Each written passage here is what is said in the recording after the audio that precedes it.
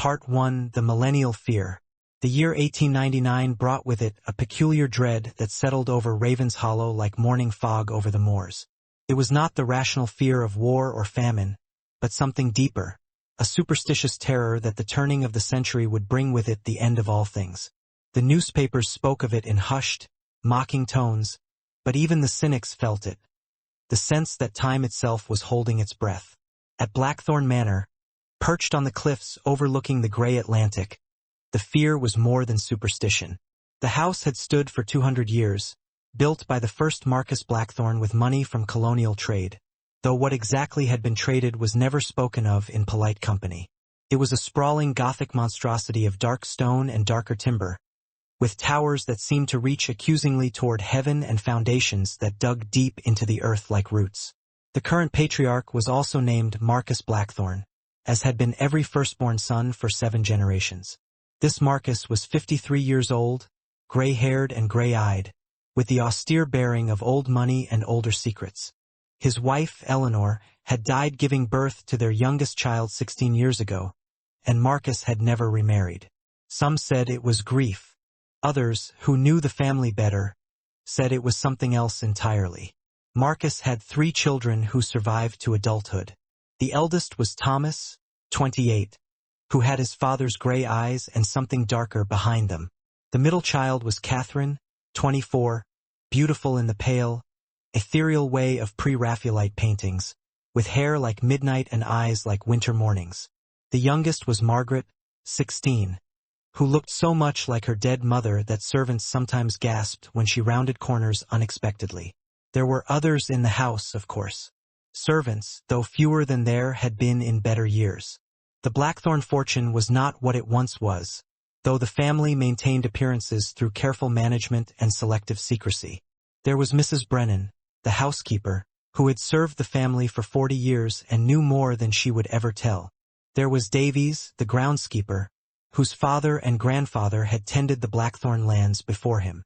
And there was Dr. Pemberton, who was not precisely a servant but who spent so much time at Blackthorne Manor that he might as well have been part of the furniture. Dr. Pemberton was there the night it all began to unravel. It was December 28, 1899. 3 days until the new century. The house was decorated for Christmas still, though the celebrations had been subdued. The Blackthornes did not entertain much anymore. There had been a time when the manor hosted elaborate parties, when the cream of society traveled from Boston and even New York to attend Blackthorne gatherings. But those days were long past.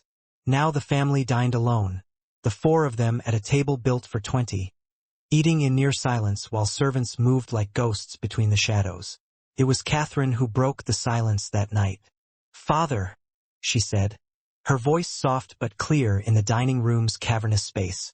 "I've been having the dreams again." Marcus's hand stilled on his wine glass. Across the table, Thomas's expression remained carefully neutral, but something flickered in his eyes. Young Margaret, who had been pushing food around her plate, looked up with sudden fear. "What dreams?" Dr. Pemberton asked. He was a guest at dinner, as he often was. A thin man with wire spectacles and the nervous energy of someone who asked too many questions. Catherine turned to him. In the candlelight, her face was beautiful and terrible. "The old dreams, the ones we all have, about the house and what lives in it. About the family and what we've done." "Catherine," Marcus said, his voice low and warning, "we do not discuss such things." "Why not?" Catherine's voice rose slightly. "Because it's the end of the century? Because everyone is already frightened?" "Father, they should be frightened. We should all be frightened." "You're being hysterical," Thomas said, but his voice lacked conviction. Catherine laughed, and it was not a pleasant sound. "Hysterical? Is it hysterical to dream of the dead walking? To dream of blood and bone and things that should not be? Margaret has the dreams too. Don't you, darling?" Margaret had gone very pale. She nodded slowly. "And Thomas?" Catherine continued, her gaze sharp as broken glass. "Dear Thomas, you have them worst of all, don't you? Because you know what's coming.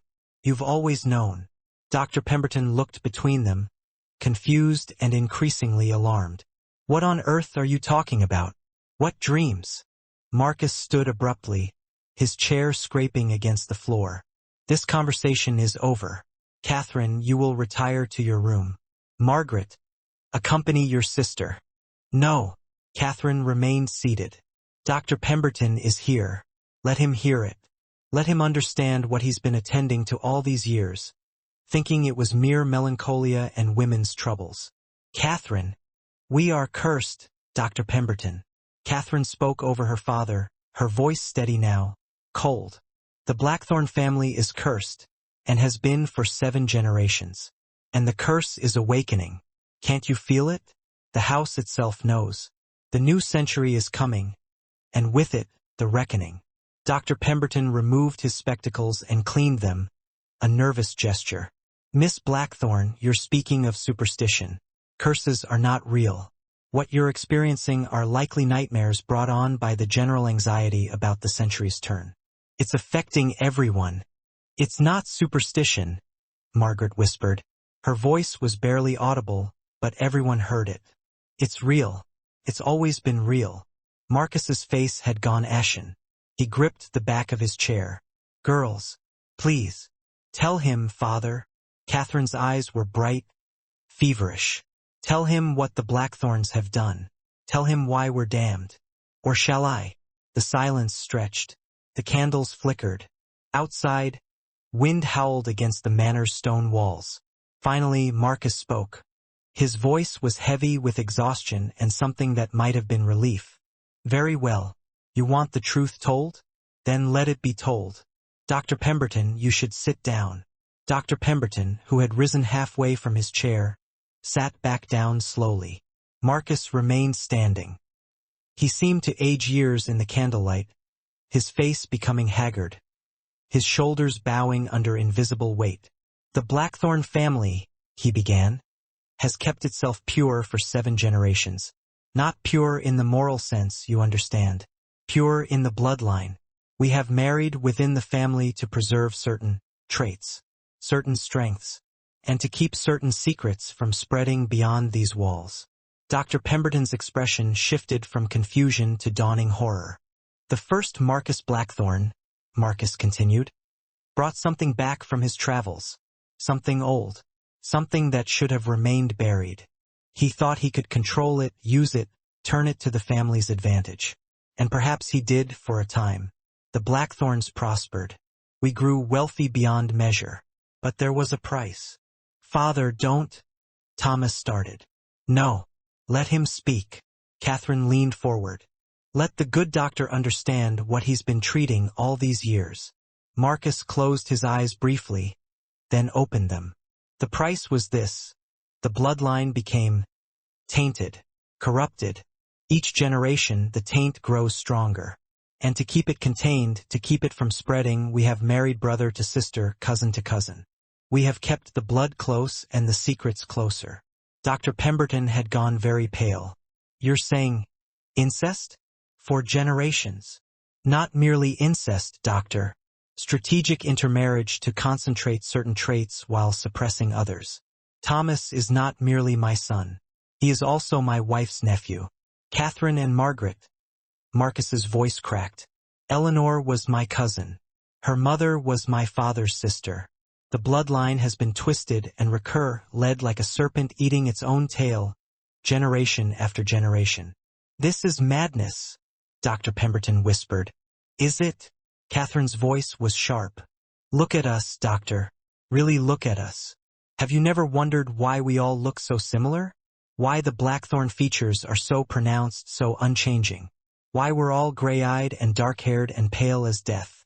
Why we sicken so easily, dream so darkly, fear the sun and love the shadows?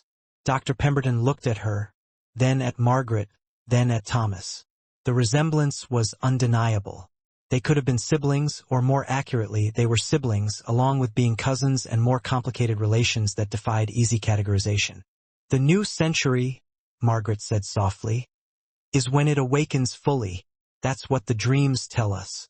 Every 100 years, the thing that the first Marcus brought back stirs. And this time, this turning of the century, it will fully manifest. The curse will complete itself. What curse? Dr. Pemberton demanded. What did your ancestor bring back? Marcus finally sat down heavily. He suddenly looked every one of his 53 years and more. We don't know exactly. The records are fragmentary, deliberately obscured. Some kind of entity. Some kind of presence. It fed on the family's vitality, on our life force, and in return it granted us prosperity. But it also marked us, changed us, made us less than human and more than human at once. And it makes the dead restless, Catherine added. Every Blackthorne who has died in this house, and there have been many, remains here in some fashion, trapped between life and death. The house itself has become a kind of prison for souls. And when the entity fully awakens, when the century turns, all those trapped souls will rise. The living death, Thomas said quietly. It was the first time he'd contributed meaningfully to the conversation. That's what the old journals call it. The state between life and death that the Blackthorns inhabit. We're not quite alive, Doctor. Haven't been for generations. We're animated by something else. Something that doesn't die properly. Dr. Pemberton stood up so abruptly his chair fell backward. This is insanity. I don't know what collective delusion you've all fallen into, but the lights went out. All of them simultaneously.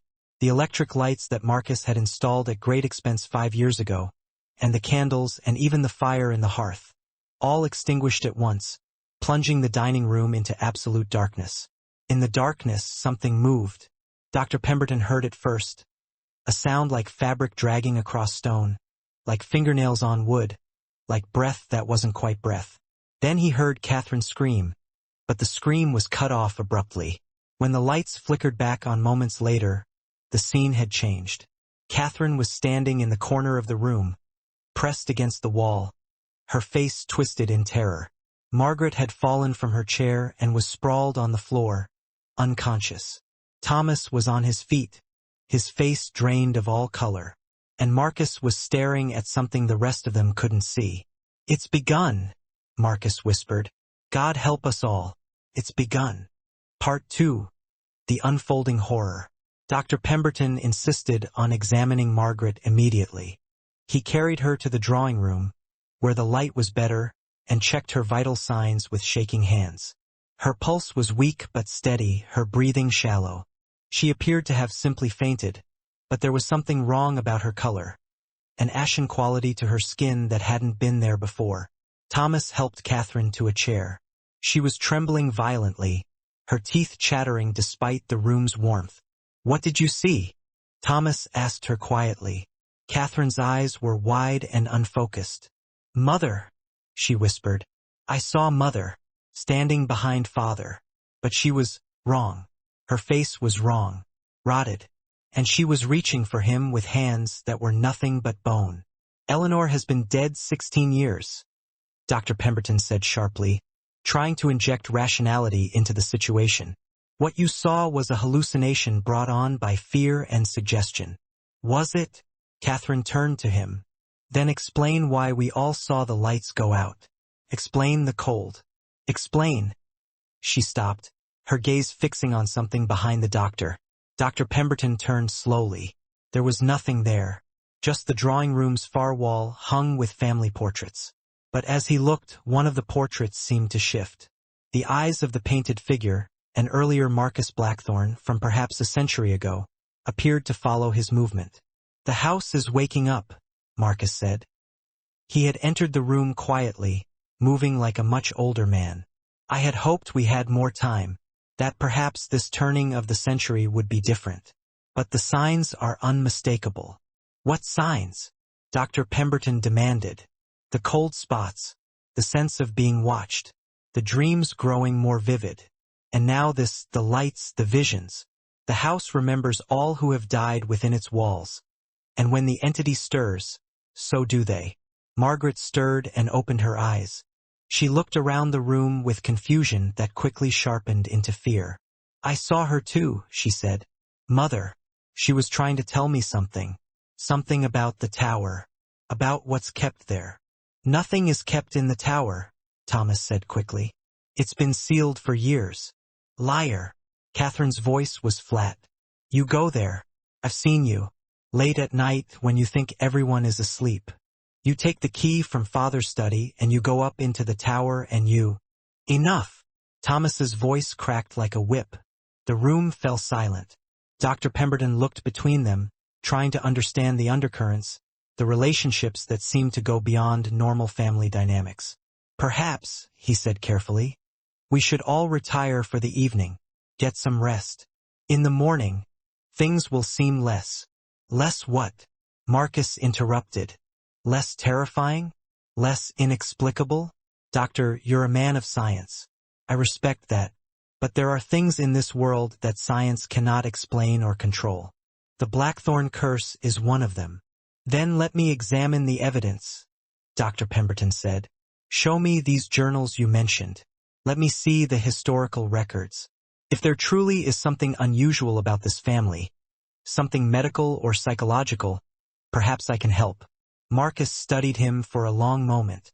Very well. Thomas, take the good doctor to the library. Show him the family archives. Let him see for himself what we are. Thomas looked like he wanted to object, but he nodded stiffly.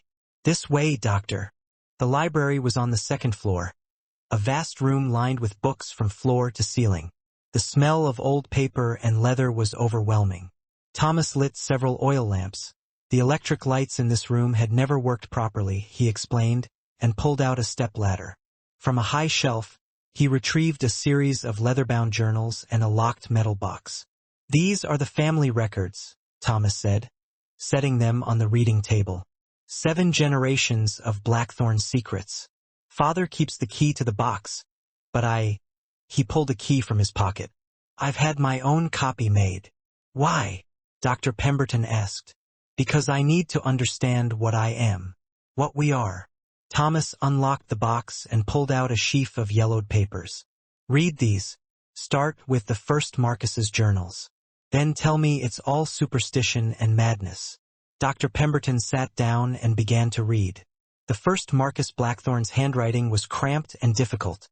The ink faded to brown, but the words were clear enough. April 3, 1697. I have secured the artifact from the island natives. They warned me against taking it, spoke of curses and angry gods, but I am no superstitious fool. The artifact is clearly valuable jade worked with incredible skill depicting some kind of religious figure. I will sell it in Boston for a considerable sum. April 15, 1697. Strange dreams plague me. I see the jade figure in my mind, but it moves, changes. The face shifts between human and something else. Something with too many teeth. I wake exhausted, as though I have not slept at all. May 2, 1697. I have kept the artifact. Something prevents me from selling it. I keep it in my study, and I find myself staring at it for hours. It seems to watch me in return. My wife is concerned for my health, but I feel more vital than ever. Stronger, more alive. June 1, 1697. The artifact has shown me things. Visions, perhaps, or something more. I see how to prosper, where to invest, whom to trust. It whispers to me in dreams. Not in words, but in certainties. And when I follow its guidance, I succeed beyond my wildest hopes. September 12, 1697. My wife has given birth to a son. We name him Marcus, as is family tradition. But the child is strange. Too quiet. His eyes are gray like mine, but they seem to see things that aren't there. The midwife crossed herself when she saw him and refused her payment. She said he was marked. December 25, 1697. I understand now what I have done. The artifact is not merely an object. It is a vessel, a prison for something that should not exist. And by keeping it, by bonding with it, I have invited that something into my bloodline. It feeds on us, lives through us, and in return it grants us power and prosperity. But the price is that we are no longer entirely human. Dr. Pemberton looked up from the journal. This could be metaphor. Guilt over colonial exploitation, manifesting as, keep reading, Thomas said quietly. The later journals were worse. They detailed the deliberate inbreeding, the careful management of the bloodline to concentrate the gift, while minimizing the degradation.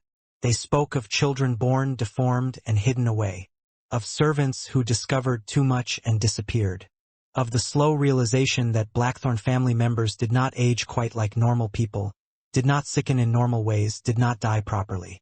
One journal entry, from Marcus Blackthorne IV in 1797, was particularly chilling.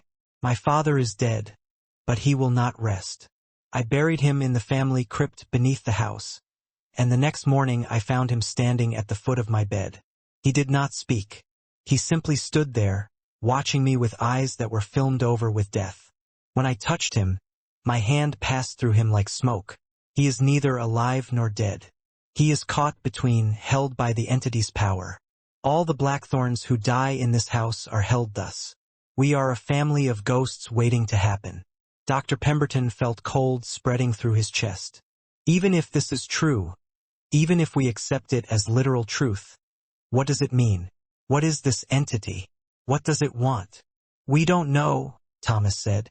"Only that it's tied to the house and the bloodline, and that, at the turn of each century, its power grows. This turning to 1900 is special because it's also the millennium's turn. The power will be stronger than ever before. And you think the dead will rise? That your ancestors will. Not think. No." Thomas's gray eyes were haunted. "It's already starting. You saw what happened at dinner. That was Mother. And she won't be the only one. There are 7 generations of Blackthornes buried beneath this house. 7 generations of people who died improperly, who were marked by the entity, who are neither truly alive nor truly dead. When the century turns, they will all wake. And God knows what they'll do." Dr. Pemberton stood up, the journals falling forgotten to the table. "This is madness. I'm a doctor, Mr. Blackthorne. I deal in facts, in science. What you're describing is impossible." "Is it?" Thomas moved closer, and in the lamplight his face looked skull-like, hollow. "Then explain my family. Explain why we all look the same generation after generation. Explain why the Blackthorne children who are born deformed or wrong always disappear. Explain why Catherine and Margaret and I all have the same dreams, the same visions. Explain why." He stopped abruptly, his hand going to his chest. "Thomas." Dr. Pemberton stepped forward. "What's wrong?" Thomas's face had gone white. His breathing came in short gasps. "It's happening. The bond. It's pulling tighter. Can you feel it?" Dr. Pemberton couldn't feel anything except his own racing heart. But as he watched, Thomas seemed to change. His face became more angular, more skeletal. His eyes darkened, the gray becoming almost black. His skin took on a translucent quality, like paper stretched too thin over bone. "Thomas!" But Thomas wasn't responding. He was staring at something over Dr. Pemberton's shoulder. The doctor turned and saw nothing. Empty air. But Thomas was reacting as though someone stood there. Someone he could see, but the doctor could not. "Father," Thomas whispered. "I know. I've always known. But did it have to be this way? Did we have to damn ourselves so completely?" The air in the library grew cold. Dr. Pemberton could see his breath now, misting in the lamplight. And there was a smell, not decay, exactly, but something organic and wrong. Like earth from a grave, like water from a stagnant well. Thomas suddenly stumbled backward, his eyes wide with terror. "No, not yet. I'm not ready. I haven't." He collapsed. Dr. Pemberton rushed to him, checking pulse, breathing, pupil response. Thomas was alive but unconscious, his skin cold as ice. And on his chest, visible through his shirt, was a mark. A symbol. The same symbol that had been on the jade artifact in the first Marcus's journal. The journal had included a sketch. The mark was glowing faintly, pulsing like a heartbeat. Dr. Pemberton ran from the library, shouting for help. He found Marcus in the main hall, standing at the window, looking out at the December night. The old man turned slowly at the sound of his approach. "It's Thomas," Dr. Pemberton gasped. "He's collapsed. He has a mark on his chest. A symbol, and it's glowing." "I know," Marcus said calmly. "The mark appears on all of us eventually. It's the sign of the entity's claim. Thomas has fought it longer than most, but none of us can resist forever. We need to get him to a hospital. He needs proper medical care. No hospital can help him. No medicine can cure what afflicts us. Marcus turned back to the window. Do you see them, Doctor? Dr. Pemberton looked out the window. At first he saw only darkness and his own reflection in the glass. Then his eyes adjusted and he saw them. Figures. Standing on the lawn, motionless in the winter night. Dozens of them. Some appeared solid, others translucent. Some wore clothing from different eras, Victorian dress, Georgian, older styles. All of them were staring at the house with empty eyes. The Blackthorns, Marcus said softly. Come home to roost. They've been gathering all evening. By midnight on December 31st, they'll all be here. Every Blackthorn who ever died in this house. And they'll want what was taken from them. What was taken? Life. True life. Not this half-existence we've been cursed with. The entity feeds on us, you see. Keeps us alive long past when we should die. But we're not really living. We're just preserved, like specimens in jars. And when we finally do die, we don't move on. We remain, trapped in the house, feeding the entity with our residual life force. Dr. Pemberton backed away from the window. This is impossible. Ghosts don't exist. The supernatural doesn't exist. Marcus smiled, and it was a terrible expression. You're looking at them right now, Doctor. Tell me they don't exist. Outside, one of the figures began to move. It walked toward the house with a stiff, jerking gait. As it got closer, Dr. Pemberton could see its face, or what had once been a face. The flesh was desiccated, the eyes hollow, but it moved with terrible purpose. It reached the window and pressed one withered hand against the glass. The window cracked. Dr. Pemberton turned and ran. Part 3, Revelations in Darkness. He found Catherine in the music room, sitting at the piano but not playing. Her hands rested on the keys without pressing them, and she stared at nothing with those gray eyes. Catherine, Dr. Pemberton said, trying to keep his voice steady. We need to leave. All of you. The house isn't safe. Leave. Catherine laughed softly. Where would we go, Doctor? We're bound here, tied to this place by blood and by curse. We couldn't leave even if we wanted to. That's not true. You're free people. You can simply walk out the door. Can we? Catherine finally looked at him. Try it then. Take Margaret and try to carry her out of the house. See how far you get. Catherine. I tried once, she said quietly. When I was 18, I packed a bag and walked down the drive toward the road. Made it perhaps 50 yards before I couldn't breathe. It felt like my chest was being crushed, like invisible hands were squeezing my lungs. I collapsed in the drive and Thomas had to carry me back. The moment I crossed the threshold, I could breathe again. Psychosomatic response to trauma. Your mind created physical symptoms because leaving felt dangerous. My mind. Catherine stood abruptly. My mind is the only clear thing about me, Doctor. It's my body that's wrong. My blood that's corrupted. Don't you understand yet? We're not human. Not anymore. We're something else. Something that belongs to this house and to the entity that lives in its foundations. She crossed to a cabinet and pulled out a bottle of brandy, pouring 2 glasses without asking if he wanted one. She drank hers in one swallow and poured another. Let me tell you about my family, Dr. Pemberton. Let me tell you what the journals don't say, what Father won't speak of. I am the daughter of Marcus Blackthorne. I am also the daughter of Eleanor Blackthorne, who was Marcus's first cousin. But I am also... She paused, her hand tightening on the glass. I am also Thomas's daughter. Dr. Pemberton felt his stomach turn. What? Thomas is my father and my brother. Father couldn't, after Eleanor died, he couldn't produce more children. Something broke in him, or perhaps the entity's hold finally affected his ability to reproduce. But the bloodline needed to continue. So Thomas, who was barely 14, was made to... She drank again. I don't remember it, thank God. I was too young. But Margaret knows. Margaret remembers. Dear God. God. Catherine's laugh was bitter. God abandoned this family 7 generations ago. We are beyond his reach now, beyond his mercy or his judgment. We belong entirely to the thing in the basement. The basement, that's where the artifact is kept. In the deepest part of the house, in a room that was sealed by the first Marcus. He thought he could contain it, control it, but you can't control something like that. You can only feed it and hope it lets you survive a little longer. A sound from upstairs. A crash, then a scream. Margaret's voice. They ran toward the stairs, Catherine faster despite her skirts. But as they reached the landing, they found their way blocked. A figure stood at the top of the stairs. A woman in a white nightgown, her dark hair hanging loose around her shoulders. She would have been beautiful if not for her face. The skin was wrong, stretched too tight over the bones, and her eyes were milky white. "Mother," Catherine whispered. The figure that had been Eleanor Blackthorne tilted its head, studying them.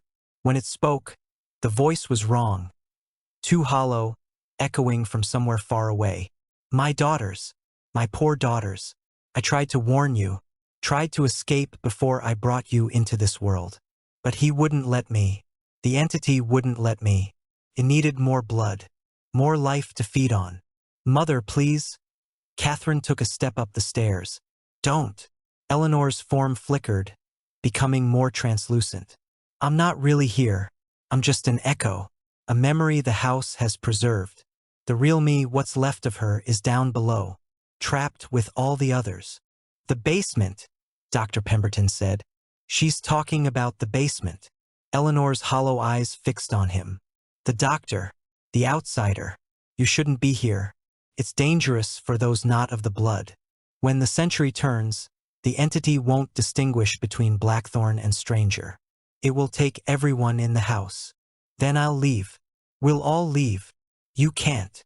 Eleanor drifted down a few steps, her feet not quite touching the floor. "It's too late. The house is sealed now. The entity is preparing. At midnight on December 31st, it will feed fully for the first time in a century. It will consume every living soul in the house and add them to its collection. And then," she paused, "and then it will be strong enough to leave." "Leave?" Catherine's voice rose. "What do you mean, leave? This house has been its prison as much as ours. The first Marcus bound it here, thinking he'd trapped it. But every century it grows stronger. Every feeding adds to its power. This time, this turning of the millennium, it will finally have enough strength to break free. And when it does, it will spread. Other families, other bloodlines. The Blackthorne curse will become everyone's curse." "How do we stop it?" Dr. Pemberton demanded. Eleanor's laugh was like wind through dead leaves. "Stop it? You can't stop it. You can only feed it or be fed to it. Those are the only choices we've ever had." She began to fade, her form becoming smoke. "Wait!" Catherine reached out. "Mother, please, tell us what to do." "The artifact." Eleanor's voice came from everywhere and nowhere. "Destroy the artifact, break the bond. But to reach it, you'll have to go through all of us. All the dead Blackthorns who guard it. And we are many, my darling. We are so very many." She vanished completely. The temperature returned to normal. Margaret's screaming had stopped. Catherine and Dr. Pemberton found her in her bedroom, huddled in the corner, her eyes wide and glassy. "He was here," Margaret whispered. "Grandfather, the first Marcus. He came through the walls and he looked at me with eyes like black pits and he said I was perfect. Perfect for the feeding. Young and vital and pure Blackthorne blood." Dr. Pemberton knelt beside her. "Margaret, listen to me. We're going to leave. All of us. Right now. We'll break windows if we have to. You can't break the windows." Thomas's voice came from the doorway. He looked haggard but conscious, leaning against the frame. "I tried that years ago. They're not really glass. They just look like glass. This whole house, it's not what it appears to be. It's something older. Something that wears the shape of a house but is really a living thing." "How are you standing?" Dr. Pemberton asked. "You were unconscious. I'm marked now, fully marked. It makes me stronger. For a while." Thomas touched his chest. I can feel it inside me. The entity. It's been growing there my whole life, but now it's active, awake, and it's hungry. He looked at Catherine, and something passed between them. Some communication that Dr. Pemberton couldn't understand. We should have died as children, Catherine said softly. Father should have let us die rather than let us grow up to feed this thing. He tried, Thomas said. With me. When I was 8. He put a pillow over my face and pressed down. But I wouldn't die. Couldn't die. The entity wouldn't let me. Marcus appeared behind Thomas, moving like a ghost himself. I failed you all. Failed as a father, as a guardian. I thought I could manage it. Thought I could keep the family safe while maintaining the entity's favor. But there is no safety. There never was. He pulled something from his pocket. A key. Old and ornate. Made of a metal that seemed to drink the light. The artifact is in the basement, Marcus said. Eleanor was right about that. And she was right that destroying it might break the curse. But it won't be easy. The dead will fight to protect it. They need it as much as it needs them. Without the artifact, they would finally, truly die. And they're too afraid for that. I'll go. Dr. Pemberton stood. I'm not family. Maybe I can get past them. They'll kill you, Thomas said flatly. Then I'll die trying.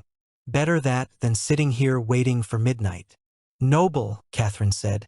Foolish, but noble. She looked at her father. We should all go. All of us together. If this is the end, let it be an end we choose, not one forced upon us. Agreed. Thomas pushed himself upright, fighting visible pain. Margaret. Marcus knelt beside his youngest daughter. Can you walk? Margaret looked up at him. Her eyes were clearer now, focusing. I can walk. I can fight. I won't let it have me. I won't become like Mother. Like all of them. They gathered in the main hall. Marcus lit lanterns. The electric lights had stopped working entirely now, as if the house itself was reverting to an earlier state. The 5 of them stood together, armed with nothing but determination and the old key. The entrance to the deep basement is behind the wine cellar, Marcus said. I haven't been down there in 20 years. Not since my father died and I had to carry his body down to join the others. Others? Dr. Pemberton asked. The Blackthorns who died away from the house are buried in the town cemetery. But those who died here, we put them in the crypts below. Generations of them. All laid in stone chambers, all waiting. They descended to the wine cellar, a cool stone room lined with dusty bottles. At the far end, behind a rack of ancient vintages, Marcus revealed a door. It was made of wood so old it had turned black, reinforced with iron bands. He inserted the key. The lock turned with a grinding sound like bones breaking. The door swung open on a darkness so complete that the lantern light seemed to die before penetrating it. Stay close, Marcus said. And whatever you see, whatever you hear, don't stop. Don't engage with them. They'll try to hold you to keep you from reaching the artifact. But you must push through. They descended. The stairs were steep and narrow, carved directly into stone. The air grew colder with each step, and damper. Dr. Pemberton could smell earth and water and something else, that same organic wrongness he'd smelled in the library. The stairs seemed to go on forever, down and down into the earth. Dr. Pemberton counted 200 steps, then 300, then lost count. This couldn't be right. They should have been far below the house's foundations by now, down into the bedrock itself. Finally, the stairs ended in a corridor. The walls here were different, not stone blocks but something older. Stone that had been carved with symbols, worn smooth by unimaginable age. The symbols seemed to writhe in the lantern light. This predates the house, Thomas said quietly. Predates the first Marcus. He found this when he was digging the foundations. Found this chamber and the thing inside it. They moved down the corridor. Side passages branched off into darkness, and from those passages came sounds. Breathing that wasn't quite breathing. Footsteps that stopped just before becoming visible. Whispers in voices that might have been wind or might have been words. The first one appeared without warning. A child, no more than 7, with the gray eyes and dark hair of the Blackthorne line. It stood in their path, its small hands clasped before it. The lantern light shone through it slightly, not quite solid, not quite ghost. "Father," it said in Marcus's direction. "Why did you let me die? I was sick and you did nothing. You just watched me fade." Marcus's face crumpled. "Henry, my son Henry, you were born wrong. The doctor said you wouldn't survive past 5, but you lived to 7. I thought that was mercy." "Mercy?" The child's voice became harsh. "Wrong. You let me suffer because the entity needed another death. Another soul for its collection. You fed me to it as surely as if you'd cut my throat." "I'm sorry," Marcus whispered. The child lunged. Thomas caught it, his hands passing through the translucent form but somehow still making contact. The child screamed, a sound like tearing metal, and dissipated like smoke. "Don't engage," Thomas said, his voice shaking. "Don't listen. They'll use your guilt, your love. Keep moving." They pushed forward. More figures appeared. Blackthorne ancestors from different eras, some ancient, some recent. All with the same eyes, the same pale skin, the same accusatory stare. A woman in Georgian dress reached for Catherine. "Sister-daughter," she hissed. "Cursed by the same sin I was cursed by. Your father was your uncle. Your children will be." "I have no children," Catherine said coldly, pushing past her. "I made sure of that." "Liar," the woman called after her. "The entity won't let you be barren. You'll breed whether you will it or not. That's what we're for. Breeding stock for a hungry god."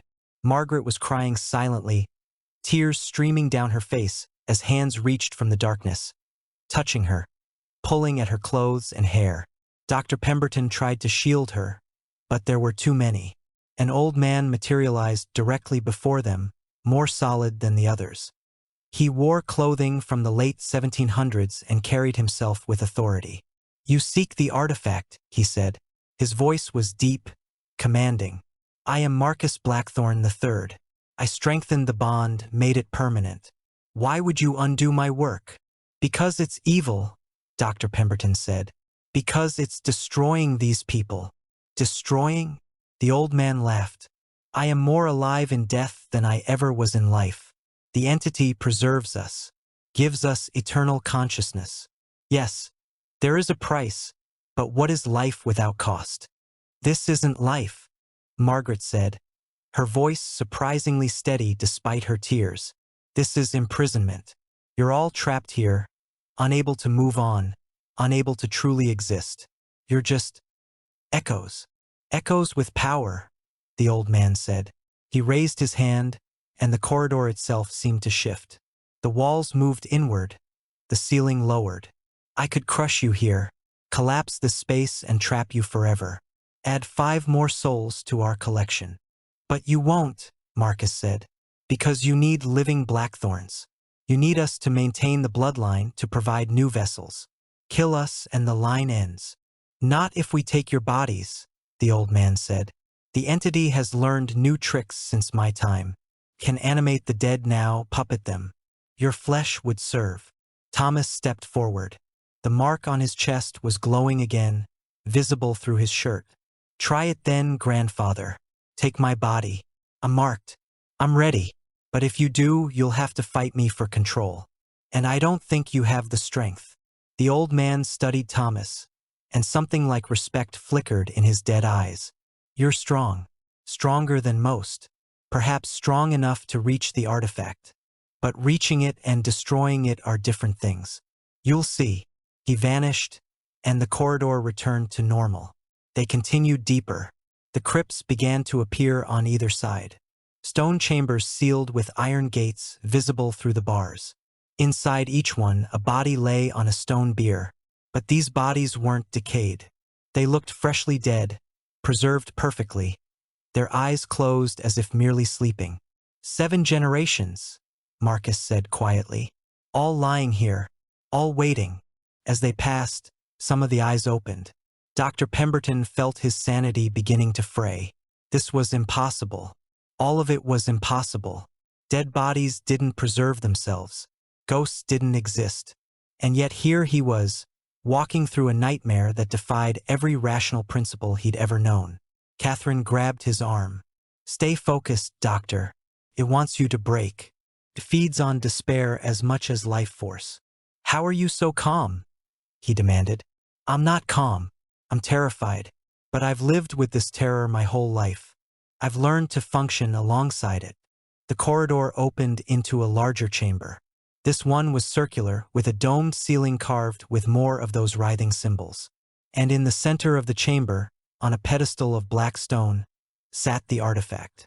It was smaller than Dr. Pemberton had imagined, perhaps 8 inches tall, carved from jade that seemed to glow with inner light. The figure it depicted was humanoid but wrong. Too many joints, too many fingers, a face that shifted between human and something utterly alien depending on the angle of viewing. "That's it," Marcus breathed. "That's what the first Marcus brought back. What he bound himself to. What cursed us all." The chamber was ringed with figures. Dozens of them, all Blackthorns, all dead, all staring at the artifact with expressions of hunger and hate and desperate need. The first Marcus stood directly before the pedestal. He was withered, ancient, his flesh like dried leather stretched over bones. But his eyes were bright with intelligence and malice. "You've come at last," he said. His voice was like wind through a graveyard. "My descendants, my legacy, come to destroy what I built." "You built nothing," Thomas said. "You enslaved us, damned us. I saved us." The first Marcus spread his arms. "From death, from oblivion, I gave the Blackthorne line eternal life." "This isn't life," Catherine's voice echoed in the chamber. "This is a prison, a hell you created. Hell is a Christian fiction. This is reality. This is the true nature of existence, consciousness preserved beyond the meat's expiration. These others," he gestured at the surrounding dead, "they understand. They've accepted it. Why can't you?" "Because we're still alive," Margaret said. "We still have a choice." "Do you?" The first Marcus smiled, revealing teeth that were too sharp, too numerous. "You're already marked. All of you. The entity has written itself into your flesh. You're as much a part of it now as I am. Destroying the artifact won't free you. It will only kill you. Truly, finally, permanently kill you." "Good," Thomas said. He lunged for the artifact. The dead moved as one, converging on him from all sides. Dr. Pemberton saw Catherine and Marcus move to intercept them, fighting ghosts with bare hands, their flesh passing through the translucent forms, but somehow still making impact. Margaret was chanting something, words in a language Dr. Pemberton didn't recognize, old words, power words. Thomas reached the pedestal. His hands closed on the jade figure. The artifact screamed. It was a sound that came from everywhere and nowhere, a sound that bypassed the ears entirely and went straight into the brain. Dr. Pemberton fell to his knees, hands over his ears, but it didn't help. The scream was inside him, tearing at his consciousness. Thomas lifted the artifact above his head. The jade was burning his hands. Dr. Pemberton could see smoke rising, see flesh blackening, but Thomas didn't let go. "For Eleanor," Thomas said. "For Henry. For all of us who never had a choice." He smashed the artifact against the pedestal. The jade shattered, and the world ended. Part 4. The Reckoning. Light exploded from the shattered artifact. Not normal light, but something else. Something that hurt to perceive. It was the color of diseased tissue, of infected wounds, of things that should remain hidden. It expanded outward in a sphere, passing through them all. When it touched Dr. Pemberton, he saw the entity in its true form. Not a god, not a demon, but something older and stranger. Pattern. A living mathematical equation that had achieved consciousness somehow, somewhere, in some dimension that intersected with this one only in certain places. It fed on life force not out of malice but out of need. It was starving, desperate, clinging to existence in a universe that rejected its very nature. The first Marcus had found it trapped in the jade, bound there by people who understood such things better than he ever could.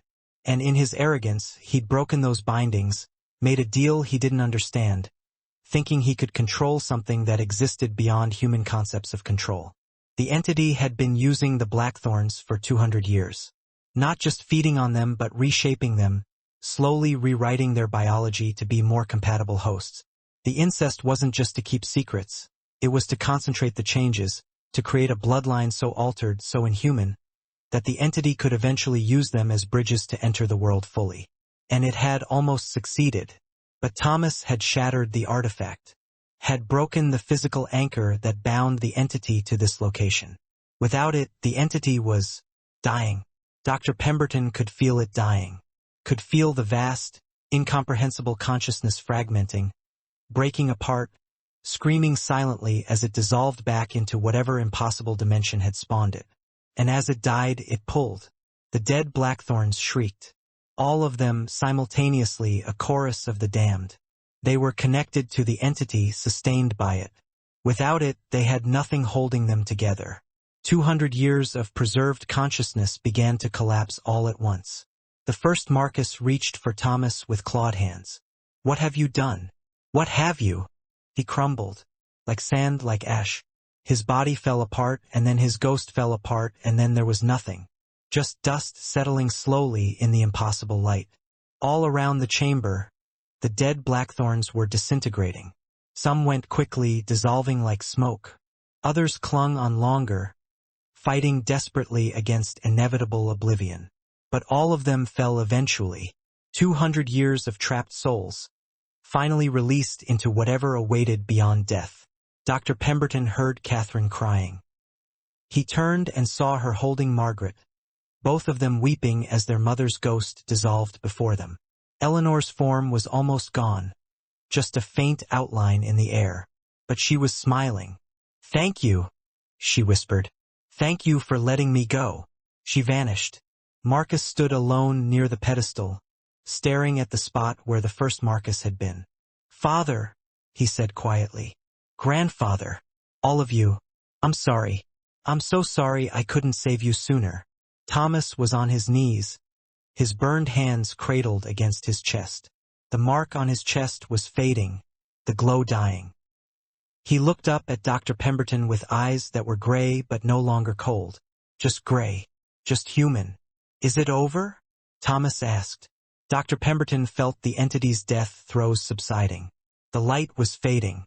The screaming had stopped. The chamber felt empty in a way it hadn't before. Truly empty, not filled with invisible presences. "I think so," he said. They helped Thomas to his feet. His hands were badly burned, the flesh blackened and weeping. Dr. Pemberton tore strips from his shirt to bind them. "We need to get you to a hospital," he said. "Will they let us leave?" Catherine asked. "The house." "Try," Marcus said. "Just try." They made their way back up the endless stairs. The corridor was empty now, no figures reaching from the darkness. The crypts they passed were different too. The bodies inside had changed. Now they looked properly dead, decayed as they should have been decades or centuries ago. The preservation was gone. The house itself felt different, less alive, less aware. Just a structure of stone and wood, impressive but not impossible. Not threatening. They emerged in the wine cellar. The door to the deep basement swung shut behind them, and when Dr. Pemberton tried the handle, it wouldn't turn. The key was gone from Marcus's pocket. The house was sealing its secrets. They climbed to the main floor and stood before the front door. Outside, the December night was still dark, but the figures on the lawn were gone. The windows were just windows again, whole and uncracked. Marcus reached for the door handle, then paused. "If this doesn't work, if we're still trapped, then we'll find another way," Catherine said. "We've come this far." Marcus opened the door. Cold air rushed in, carrying the smell of winter and sea salt and living things. Real air. Outside air. Thomas took a step forward, then another. He crossed the threshold and stood on the front steps, breathing deeply. He turned back to them and he was crying. "It worked," he said. "We're free." They all walked outside. Dr. Pemberton helped Margaret down the steps, supporting her when her legs wobbled. Catherine and Marcus followed, moving like people waking from long nightmares. They stood on the lawn, all five of them, looking back at Blackthorne Manor. It looked smaller somehow, less imposing. Just an old house, dark and silent. "What do we do now?" Margaret asked.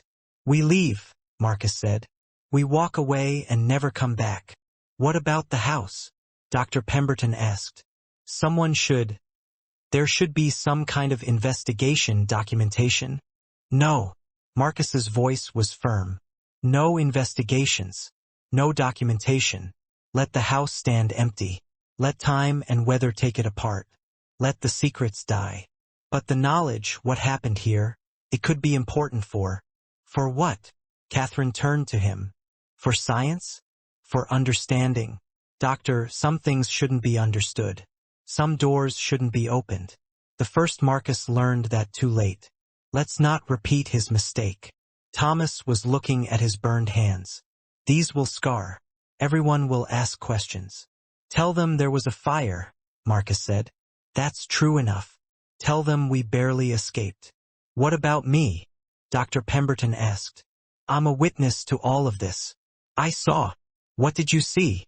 Catherine interrupted. "Really? Can you explain it? Can you prove it? Or will you just sound like a madman if you try to tell anyone?" Dr. Pemberton opened his mouth, then closed it. She was right. He couldn't prove anything. Couldn't explain what had happened in any way that wouldn't make him sound insane. The basement was sealed. The artifact was destroyed. The ghosts were gone. All that remained was a family with dark secrets and a doctor who'd witnessed something impossible. "We should go," Marcus said. "Before dawn. Before anyone sees us." They walked down the drive together, leaving Blackthorne Manor behind them. Dr. Pemberton looked back once. The house stood dark and silent, its windows empty, its secrets buried. But in one upper window, just for a moment, he thought he saw a light. A faint glow like a lamp or a candle. There and then gone. He said nothing, just kept walking. Part 5, after the turn. They took rooms at an inn in the nearest town, a small coastal settlement 5 miles from Blackthorne Manor. The innkeeper asked no questions about their disheveled state or Thomas's bandaged hands. Money was money, especially this close to year's end. Dr. Pemberton treated Thomas's burns properly, using his medical bag from the carriage he'd left at the manor days ago. Had it only been days? Felt like years. The burns were severe, 3rd degree in places, but Thomas bore the treatment with stoic silence. "You'll need weeks of care," Dr. Pemberton said, "and even then, the scarring will be significant." "I can live with scars," Thomas replied. "At least they'll be honest ones." They stayed at the inn through the turn of the century. December 31st came and went with celebration in the town. Fireworks, church bells, revelry in the streets. The new century arrived, and with it, a strange collective relief. The superstitious dread that had gripped everyone seemed to lift. The world continued. Life went on. For the Blackthornes, the change was more profound. Catherine woke on January 1st, 1900, feeling different. "I can't explain it," she told Dr. Pemberton over breakfast. "But something's gone. Like a weight I've been carrying my whole life has been lifted." Margaret felt it too. "The dreams have stopped. For the first time I can remember, I slept without nightmares." Even Marcus seemed lighter, decades seeming to fall from him overnight. "I believe we're healing," he said quietly. "The entity's mark is fading. We're becoming ordinary." Dr. Pemberton examined them all. He couldn't find any medical explanation for the changes, but they were undeniable. Their skin had better color. Their eyes seemed less haunted. Even their physical resemblance to each other seemed less pronounced, as if individuality was asserting itself again. Thomas recovered slowly. His hands would bear the scars forever, but he regained most of their function. "I don't mind," he said. "Every time I look at them, I'll remember what we did, that we fought back, that we won." But victory came with complications. One evening, a week into the new century, Marcus called them all together in his room. "We need to discuss the future," he said. "Our future. We're free of the curse, but we're not free of its consequences." "The incest," Catherine said bluntly. "That's what you mean." Marcus nodded. 7 generations of intermarriage. The damage to the bloodline. Even without the entity's influence, there will be effects. Medical issues. Genetic weaknesses. We need to end the Blackthorne line, Thomas said. It wasn't a question. Yes. Marcus looked at each of his children. No more children. No more Blackthorns. We are the last generation. Margaret spoke up, her voice small. I never wanted children anyway. Not after seeing what happened to Mother. What happened to all of them. I'm already barren, Catherine said. I made sure of it years ago. Took measures. I won't pass this curse to anyone else. Thomas was quiet for a moment, then nodded. Agreed. The line ends with us. But we can still live, Marcus said. Live properly now that we're free. Make something of the years we have left. Atone, perhaps, for what our ancestors did. Dr. Pemberton, who had been listening silently, finally spoke. What will you do? Where will you go? Separately, Marcus said. We should separate. The Blackthorne name carries too much weight when we're together. Too much history. But apart, we can be individuals. Start over. I want to go to Boston, Catherine said. Study at the university if they'll have me. Learn something useful. Medicine, maybe. Or law. Something that helps people. Europe for me, Thomas said. I want to see places the family never controlled. Be somewhere the Blackthorne name means nothing. I just want to be normal, Margaret said.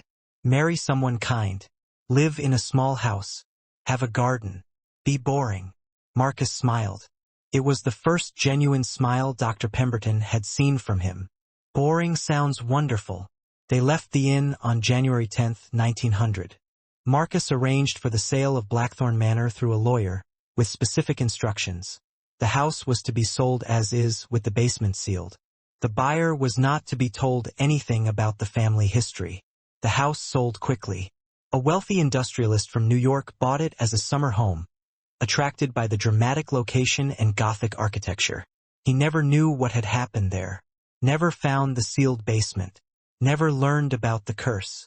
As far as Dr. Pemberton knew, nothing unusual ever happened there again. The house was just a house. The curse was truly broken. The Blackthorns scattered. Marcus moved to Philadelphia, where he lived quietly under an assumed name. He donated most of his remaining fortune to charities and spent his last years reading and walking in parks. He died in 1915 of natural causes, in his sleep. No dramatics, no horror, just an old man's peaceful passing. Catherine went to Boston and, against all odds, was accepted to a women's college. She studied medicine and became a nurse working in hospitals and clinics. She never married, never had children, but she saved lives and found purpose. She died in 1942, tending to soldiers during the war. Thomas traveled extensively through Europe and Asia. He wrote books about his journeys, published under a pseudonym.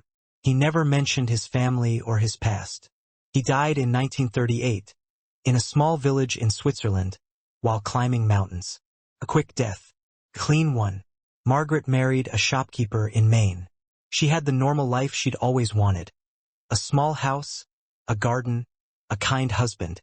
No children. She couldn't bear the thought. But she was happy. She died in 1953, surrounded by friends, having never once spoken about Blackthorne Manor. Dr. Pemberton kept their secrets. He returned to his practice, but he was changed by what he'd witnessed. He became interested in hereditary diseases, in the effects of inbreeding in genetic disorders. He published papers on the subject, though he never mentioned the Blackthorns. The knowledge helped others, even if the source remained hidden. He stayed in contact with the family, occasional letters over the years. They were doing well, they always wrote. Living ordinary lives. Being human. The last letter he received was from Margaret, in 1952, a year before her death. Dear Doctor, I wanted to thank you for what you did for us, for standing with us in that terrible place, for helping us escape. I've thought often about that night, about the choice Thomas made to destroy the artifact. Killed him, you know. Not immediately, but it did. The burns never truly healed. Infection set in, spread. He fought it for years, but it claimed him eventually. But even knowing that, I think he'd make the same choice. Because he freed us. All of us. Not just from the entity, but from the burden of our ancestry. We got to be people, not just links in a cursed chain. I've been happy, Doctor. Truly happy. I never thought I could be. But here I am. An old woman with a garden and friends and a life that's been ordinary and wonderful. Thank you for that. Thank you for helping us find our way to ordinary. With gratitude, Margaret. Dr. Pemberton kept that letter until his own death in 1959. He was found in his study, the letter on his desk, and around it, his research notes and journals detailing a medical curiosity.